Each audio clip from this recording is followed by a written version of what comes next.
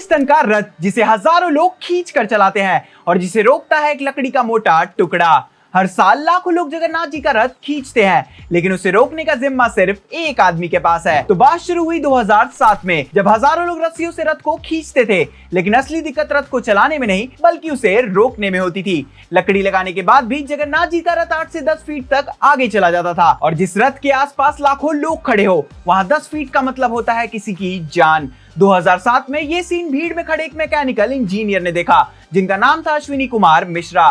बाकी लोगों के लिए ये रथ यात्रा का एक नॉर्मल रिस्क था, लेकिन अश्विन सर के लिए ये एक इंजीनियरिंग प्रॉब्लम थी। उन्होंने सोचा, अगर मैं इस प्रॉब्लम को सॉल्व नहीं कर पाया तो मेरे इंजीनियर होने का क्या फायदा। और फिर उन्होंने लगाया दिमाग और साल की लकड़ी के नीचे रबर ऐड कर दिए। सुनने में लगता है प्रॉब्लम सॉल्व हो गई, लेकिन पहले ही ट्रायल में रबर फट गया। अगले साल स्ट्रॉन्गर नेल यूज किए गए, लेकिन रथ का वेट इतना ज्यादा था कि रबर फिर से निकल गया। 2 साल तक अश्विनी सर फेल होते रहे, लेकिन तीसरे साल उन्होंने नॉर्मल रबर की जगह नायलॉन और कॉटन से बना मोटा रबर लगाया और रबर को पकड़ने के लिए बड़े स्पेशली डिजाइन नेल्स यूज किए। अब इस ब्रेक को कोई आदमी व्हील के सामने हाथ से नहीं फेंकता था। रथ के ऊपर मौजूद सेवक चेन और पुली का यूज कर साल की लकड़ी से बने इस भारी भरकम ब्रेक्स को व्हील के सामने गिराते थे।